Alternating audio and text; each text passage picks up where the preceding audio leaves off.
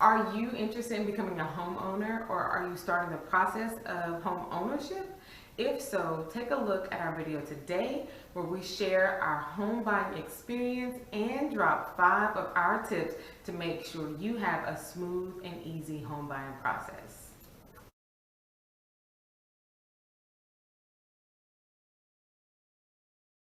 Cabo. Welcome. This is Mind Your Fufu, and I'm Rio, and this is Zora. Welcome back, you guys. This is our 3rd week of consistent content. You not gonna dance with me? It has been a pleasure to be able to bring you guys consistent content, and that is our goal from here on out. So as we mentioned on today's video, we're going to explain or share with you our home buying experience and give you 5 tips to make yours smooth, easy, breezy. All right, so let's jump on in with our process in January. okay. So in January, that's when we decided to buy a house, and then we were actually thinking of where, because we was in Maryland and we didn't plan to stay in Maryland, so we came up with 2 location or destination, which is Georgia and North Carolina. So we made a decision it's going to be Raleigh. All right. And then we decided to work with a realtor. So the realtor we chose to work with is Jermaine Smith. She's going to tell you all about Jermaine. All right, so Jermaine Smith is phenomenal, first and foremost, and all of his information will be linked below. I chose Jermaine as our realtor because I literally watched about 1.5 years of his body of work. His consistency, his drive, his compassion that he had for not only his career, but for the people that he worked with. And that meant a lot to me. I needed that hometown Southern hospitality feel, someone that I felt was going to nurture our process. And he did that from day one. We met with Jermaine, actually did a phone call with him because we were still in Maryland. And I already had our list ready of all the 5 must-haves, which I think was a big plus because it gave him the opportunity to narrow down his search for us.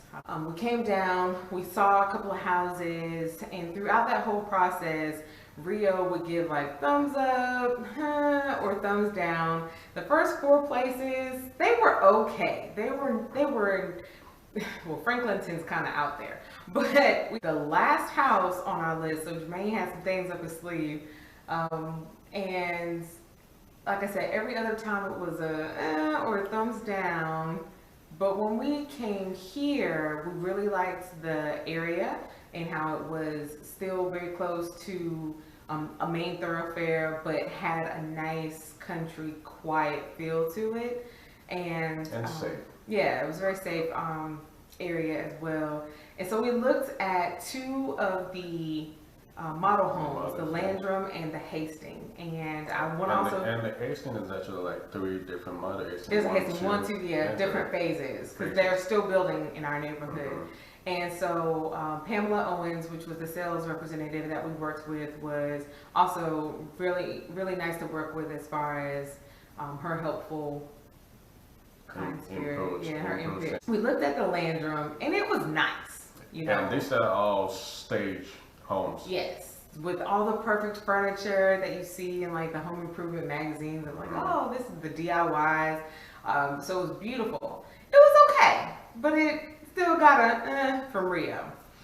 Then we went to. What did he get from you? It was okay. It was a little higher than the neutral. Okay. I liked it, but I think I liked it because of the staging, not so much the layout of the home. And then we saw the Hastings model, and it was beautiful.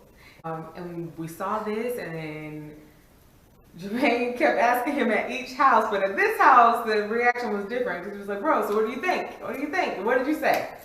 I said I love it. Loved I didn't need to give a thumbs up, thumbs down, or wiggle it. No, he loved it. And it was in that moment that we knew this was the model for us, and we were ready to move forward. So immediately we got in touch with, or that same day, we let them know that we liked this model. Do you have any that are ready to move in? And they told us they didn't.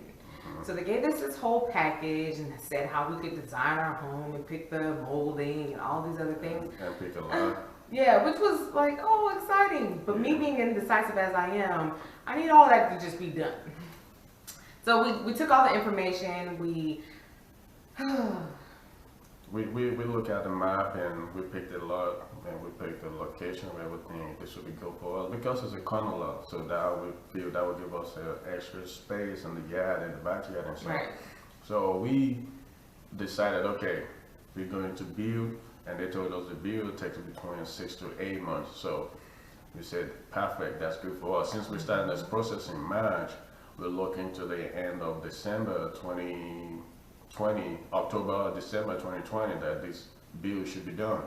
And we could wrap up our stuff in Maryland, give us enough time to come down here.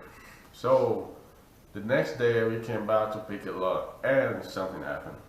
All of a sudden, this piece of paper showed up. The sales representative said, well, hey, take a look. You know, before you pick a lot, just look over these, make sure there is no home here that will meet your dates, or if you can kind of be a little flexible with your dates. And lo and behold, there was a Hastings that would be ready to move in March, April. Yeah, and it had a basement. So it was perfect to do the basement with the ready-made home because it was cheaper than to do an addition of a basement, which would have been like $84,000 added on to our cost, which, no. So she said, well, here, let's just drive up, take a look at it, see if you like it. Well, of course, we came and fell in love with this home. It felt like home from day one, to the point where I kind of felt a little protective over it. Like, okay, no, I don't want anybody else coming in here doing walkthroughs, no more open houses, put our name on it, signed, sealed, delivered. This is the one that we want. And that same day, we were able to go ahead and do the application process and get connected with the preferred lender, which was something that we considered, knowing that a lot of new construction homes come with come with builder packages. This particular place had excellent rates going at that time. It was like the home automation plus $8,000 towards closing or at closing, and it was screaming like, hey, come, we'll take care of you. So we started that process with them, went back to Maryland. We're working with them online to get all of our documents in and get that process started. We get closer and closer and closer. We've done our walkthrough, we've done the appraisal, we've done the home inspection. All of those things have been done. We're just itching at the bits, like ready to get the keys, ready to start the process for moving. And then we are 3 days away from closing, and Rio happened. So guys, this is what happened. 3 days from closing. Prior to that, we already deliberating on, okay, moving down here, we need to start a new job, a new career, start a new family. And my job, I was trying to negotiate my work condition with my job and work 2 days in Maryland, and I work remote for 3 days during the week. So thinking about it, I was like, I can't do this. It's gonna be too much for me commuting, either driving or flying every week. I would just rather stay there 2 weeks or 3 days, but that defeated the purpose of buying a house. I'm not even staying in it. And like, okay, like, and you're gonna be down here by yourself, I'll be up there by myself. Like, it don't make no sense. We decided to get a new job down here. So after we make that decision, within a week or two, I started an application, I got an interview, I got an offer. And this offer is giving me a pay increase of $30,000 plus, more than what I was already making in Maryland. And mind you, I was already over 6 figures in Maryland, so $30,000 more is a lot of money, which is going to be useful here in this house. Right, I couldn't turn that down. I put in my 2 weeks with my current employer in Maryland, and the day my 2 weeks, my last day in Maryland was supposed to be the day we were closing here in North Carolina. And there's this thing called verification and employment when you're buying a home. This is when they verify with your employer if you are still employed, if you didn't lose your job. And mind you guys, this is during the COVID quarantine period, everybody's losing their job. People are getting laid off. Luckily for me, I kept my job. My job didn't have to lay nobody off. So they find out that after my 2 weeks and my last day at my job is the same day that we're closing. So the lender was like, "We sorry, we can't do that because you won't have an appointment." Everything just went like, Yeah. so We were delayed. We did not consult anyone before we made that decision. Now, of course, we had our team in place, but we did not consult anyone, Right. only because it was such a good, a good deal that we could not walk away from, regardless whether the house or whatever didn't work. We had to take this for a long-term family needs and, Right. and stability, and just such an increase. Like, we couldn't walk away from that. right. So when this whole thing happened and our team was like, "Oh, you should have told What me in the before you do it. world? Why did you do it?" Why? They went like, It was like, "We about to close. You should just what are you close." doing? I was like, "Look, this is good. I can't pass off this job. I have to take it." He was like, "Okay, no problem. There's another thing we could do. We gotta go a different route." So the current lender we was working with, which already we feel was actually going to be a minimum, and like this is somebody we have to send a It's almost document like he to. was happy to tell us, like, hey, this is not going to work. Right, like we sent a document to him. He doesn't never acknowledge you got it. We have to go back to him and say, "Hey, did you get this? Did you get that? What else do you need?" This is somebody that should be coming to us and making us feel comfortable. You're supposed to be working for us. Like, this is not like a partnership, or we're not working for you. Anyway, so when this whole thing goes down, we decide to follow a different path. So we met someone from Fairway Mortgage. Right. So our realtor, as well as the sales representative, they recommended two separate lenders.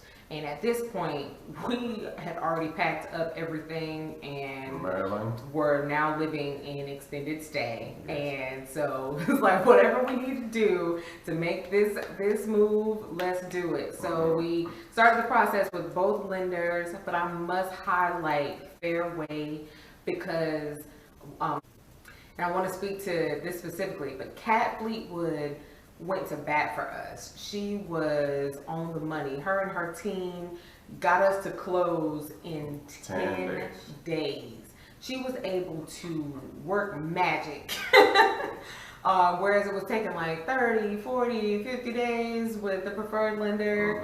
We said, and this is why it's also important to just have that open communication, trustworthy, be able to expose everything. We told her exactly, boom, this is what happened. This is the type of loan that we want, which we want with the VA, which is the best. And this is what we're trying to do. We already have done all of these A, B, C, D. We just need to make sure we're good with financing. Right. And so you guys were doing most of the communication as far as documents, and you had all your stuff ready. So we literally could just boom, pass all of our information over to her. And she got us to underwriting in like 4 days. Delayed, but not denied. Let me tell you something. There was still hope, and we did not lose that. We kept praying. We kept asking that God would speak on our behalf, that He would work through people, and He showed up and showed out. Jermaine never left our side. He was right there day and night, him and Catt, with any questions we had. And then it was, don't move, don't breathe, don't do anything. We were put on punishment, basically. Don't move unless you have discussed it with Jermaine or Catt. Don't do anything. Like, don't swipe your credit card Nothing. unless you tell me first. Right. Like, What'd you have for lunch? What'd you eat? Like, not that serious, but you know, they made it very clear that they were passionate about getting us to close, and that meant the world to us with making such a life moment, a life decision, a life purchase. You worked directly with Catt.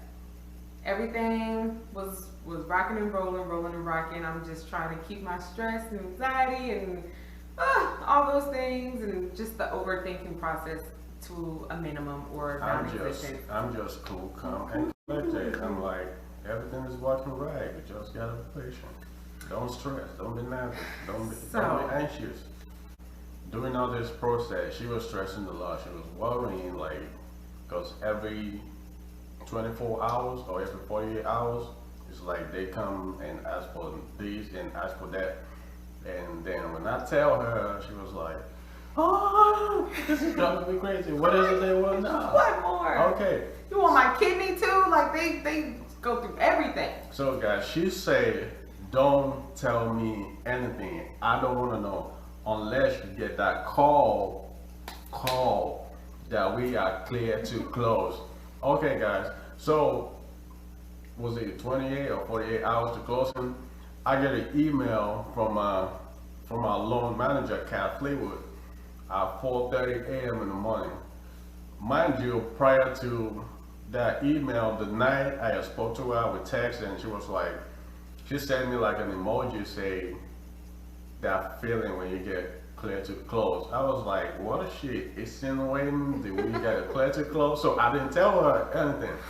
I was waiting till the morning time, like, okay, I'll find out what's going on. So she sent me the email like 4:30 a.m. So I woke up like 6 or 6:20 or so, checked my emails, and It was earlier than that because I leave, super early to go to work. Anyway. Yeah, so I woke up, checked my email, don't show what the time is, so I said it clear to close. So I forwarded the email to her. She was supposed to be in the email, but she wasn't, or she was in it, or she didn't check. I don't know what happened. So I forwarded the email to her again, hoping she would say something. So she didn't. Because I was woo-sign, get myself in a good place. And she told me only let her know if I get a call. I didn't get a call, I got an email, so I didn't tell her. So that morning she was like, "Did you get anything yet?" I was like, "Did you check your email?" She's like, "No." I said, "Check your email." So I checked my email and I saw the clear to close email and I burst into tears. I don't mean that cute, "Oh my God, thank you for this award" cry. I mean that, Lord, I've been praying. It's not been crying, kind of like, whew. And I cried all the way to work, boo-hooed. I was just praising and thanking God for being faithful and just carrying us through delays but not denied. And although at this point, until I had the keys, paper is just paper. So fast forward, we get our clear to close. So that is an experience that we want as many people to experience as well, which is why we're going to share 5 tips that help you have a smooth and easy breezy home buying process. Now, these by no means are all the tips or advice that you need. I'm not a mortgage lender or a broker right. So this is just speaking from our testimony. From our testimony and from my experience and from what we've seen, what we've heard, and we're sure this is really going to help you. Right, and just to make sure we've covered all of our bases, below you'll also find a link of the do's and don'ts when buying a house. All right. Our checklist. Right below. All right. So tip number 1, make smart money moves. When you're making a smart money move, we're talking about having the mindset of a home owner. It's not like you just rent no more, you own a home. And when you do this, you have to, when you start this process actually, make sure you are saving, no large purchases, don't take out no loan, remain in good standing with all of your bills. Right. Don't stop paying your credit card bill, don't stop paying your car note. Make sure you're paying all of these bills and every other bills that you have prior to that. Just avoid anything that could dent your credit score. Right. And number 2 is having a realistic expectation. All right. So with this, not only have realistic expectations, but know what you want. So there's so many apps out there. For example, Credit Karma, where you can look at your house buying power. You can put in all of your information from your income. It already knows your credit score, especially if you're already signed up with them. And it will give you a clear example of how much house you can actually afford. So keep those things in mind. Now, I'm not saying to not have the dreams or the idea of having a $1.5 million house, if that's what you want. But if that's not where your credit and your funds are right now, stay in your lane. Not saying it's not obtainable one day, but not today. Also, know what you want. This will shorten the search process for not only you, but your realtor as well. When you know what you want, you know what your price range is, he or she can narrow down your search and present to you viable options. Tip number 3 is work with a team you can trust. So when it comes to working with a team you can trust, actually this start from your realtor. because your realtor will be the driver to every decision that's made, from looking at a house, picking the house, doing the application, the mortgage, the do's and don'ts. So when They're like your house buying sensei. right. They help keep it all nice Right. and organized for you. Yeah, because your realtor, your good realtor will actually tell you do's and don'ts. So in that process, when you already know what you could do and don't, and if you have any life-changing event that you think might impact this home buying process, talk to your realtor first. They could help you navigate through it. Because this is a life event. This is a life-changing event. You're buying a home, you know, renting a house, and this is not about a $10 cash out transfer. This is a big and major investment. This is a generational wealth that you started with this process of buying a house. Because when you buy this house, it's not going to be your first house or your second house or your third house. You build generational wealth for you and your kids. And point number 4 is prepare your document. All right, so we know that at this point you know what you want. You've got your team on lock. You want to make sure you can easily and quickly put your hands or access the documents that are needed to get this process started, such as your W-2s, your pay stubs, proof of employment, proof of income, bank statements, and maybe even like citizenship documents, depending on your situation. So anything that you may need for that, have access to it. You download it and have it all in one file so that it's easy for you to get that information where it needs to go. And then this also helps you as well, like as the market changes, which is day to day with interest rates, you want to make sure, especially if you're watching it to see if there's going to be a dip, because it changes daily, for real. You want to have your stuff ready so that when the rate that's right for you comes, you can lock in on that. And the last thing you want to get held up with is documentation. All right, and so our next tip is pray. Look, it's a stressful process, or it doesn't really have to be. Sometimes I think we make it a stressful process, but if you're an anxious person or you find it very easy to worry, this is one of those processes where you really have to put your trust in God or whoever it is that you believe in, because the unknown, the waiting on somebody to tell you if this life moment that you've been anticipating so long can happen, it's stressful.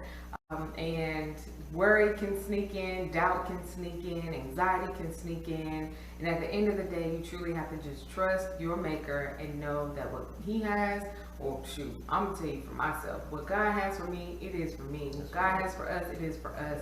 And we trusted our gut, not only in picking our team, but picking the house, picking the location, picking where we walk with, and how we go about it.